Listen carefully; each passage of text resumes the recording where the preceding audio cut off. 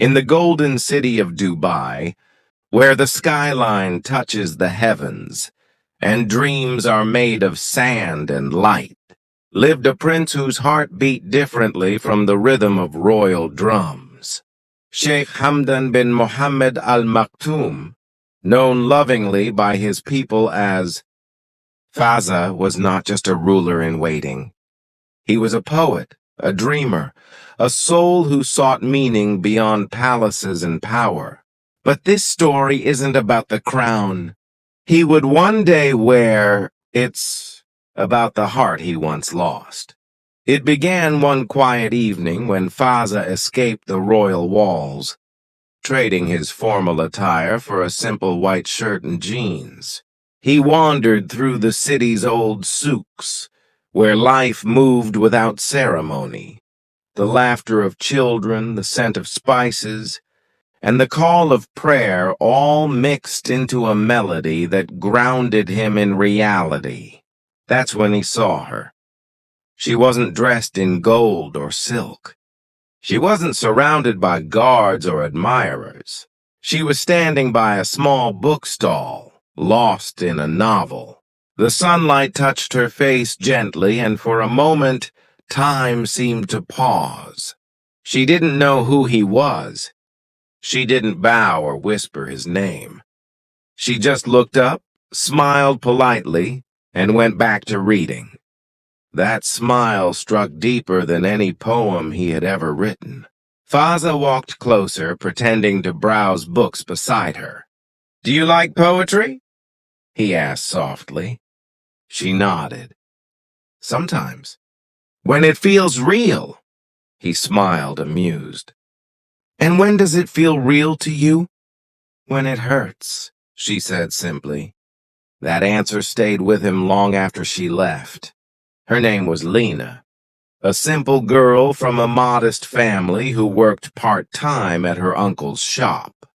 There was nothing royal about her life, yet everything about her spirit was noble. She had dreams, but they were not of palaces or fame.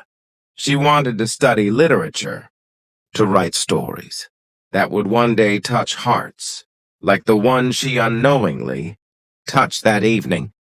Fazza found himself returning again and again to the same stall, finding excuses to talk, sometimes about books, sometimes about dreams. He never revealed his identity. To her, he was just Hamdan, a quiet man who loved words and horses. Days turned into weeks, and friendship became something softer, quieter, deeper. She taught him to see beauty in ordinary things, an old cafe, a child's laughter, a rainy day, and he in turn opened her heart to the magic of imagination. But love, especially royal love, never travels an easy path. When the truth began to unravel, when she discovered who he truly was, it was not through him, but through whispers that spread faster than the desert wind. Her world shook. To her, love had been real, not royal. She couldn't understand how the man she trusted could hide something so grand, so impossible. Fazza tried to explain. "I didn't lie to you," he said one night beneath the moonlit desert sky. "I just wanted to be seen for the man I am, not the prince I was born to be." Her eyes glistened with unshed tears. "And what am I supposed to do with that truth, Hamdan? You belong to a world I'll—" The days after Lena's departure were unlike anything Sheikh Hamdan had ever known. The palace, once filled with laughter, falcons and racing horses, felt silent, too silent. Every corridor echoed with her absence. Every night ended with words he couldn't send. He wrote poems but never shared them, each line whispering her name like a prayer lost in the wind. But love once awakened doesn't rest easily. Weeks later, as Dubai celebrated the National Day, Lena's face appeared among the crowds. Fazza saw her from afar, simple, graceful, and heartbreakingly distant. The sight was both a gift and a wound. He wanted to run to her, to tell her that titles meant nothing, that hearts spoke the same language no matter where they came from. But he couldn't. Royal eyes were watching. That night he wrote, "A crown cannot silence a heart that remembers, nor can gold buy the smile I lost in the crowd."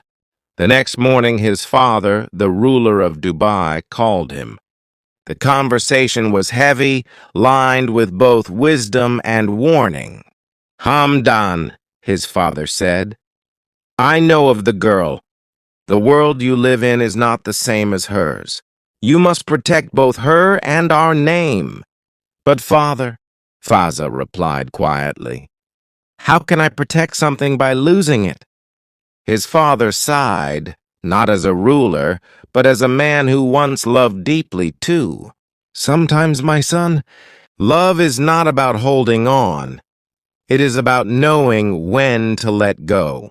Yet Fazza couldn't let go, not yet. He found a way to see her again, not as the crown prince, but as the man she once knew. It was late evening by the sea, where the waves whispered secrets to the moon. She stood there staring into the distance, unaware that he was walking toward her. "Lena," he called softly. She turned, and for a moment all the walls between them vanished. "Why are you here?" she asked, her voice trembling. "Because I still love you," he said. "Because every poem, every sunrise, every breath reminds me of you. I don't care about what I'm supposed to be. I care about who I am when I'm with you." Tears welled up in her eyes. "Hamdan, you don't understand. People talk. They already know. My family is afraid. They say I'm a scandal waiting to happen." He stepped closer. "Then let them talk. Let the world misunderstand. I'll face it all if you just stand with me." But she shook her head, tears falling freely now. "You're a prince. You belong to the people. I can't be the reason they doubt you." Fazza reached out, gently holding her hand. "You were never my weakness, Lena. You were my reason to be strong." For a moment, she wanted to believe him. The moonlight wrapped around them like a promise that could never be broken. But the truth was stronger than dreams. With trembling lips, she whispered, "I love you too, Hamdan. But love isn't enough when the world is watching." She walked away again, her footprints meeting the waves, fading with every step. That night, the poet of Dubai returned to his quiet room and wrote his longest poem yet, a confession to years past, yet time could not dim the memory of that night by the sea. Sheikh Hamdan, now older and wiser, had embraced his royal duties with grace. He became a leader loved by his people, a poet admired across the world. But behind his calm smile lived a quiet emptiness that only one name could fill: Lena. He often wondered where she was, if she was happy, if she ever forgave him for being born into a world she could never enter. His heart still carried her laughter, like a melody that refused to fade. One winter afternoon, as Dubai hosted a charity event for education, Fazza attended quietly. The cause was close to his heart, helping children from humble backgrounds find their path through books and learning. As he walked among the volunteers, a soft voice caught his attention. "Your Highness, the children are ready for the reading session," said a woman from behind him. Something in that voice made him freeze. It was calm, familiar, like the whisper of a dream returning. He turned, and there she was, Lena. Time had changed her, but beautifully. She wore a simple white scarf, her eyes wiser yet still full of the same light that once made him forget who he was. She looked surprised, too, as if fate had played a trick neither expected. "Lena!" he breathed. She lowered her gaze. "Your Highness," she said softly. Two words that built a wall between them again. After the event, he found her standing near the garden, watching the sunset. "You're working here?" he asked. "Yes," she replied. "After I left, I studied literature abroad.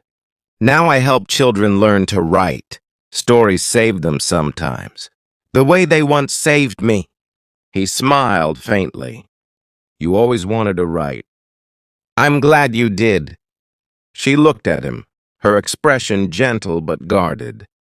"And you became everything they said you would, the poet prince of Dubai." "I became what I had to," he said quietly. "But not what I wanted." Silence stretched between them, filled with memories neither dared to touch.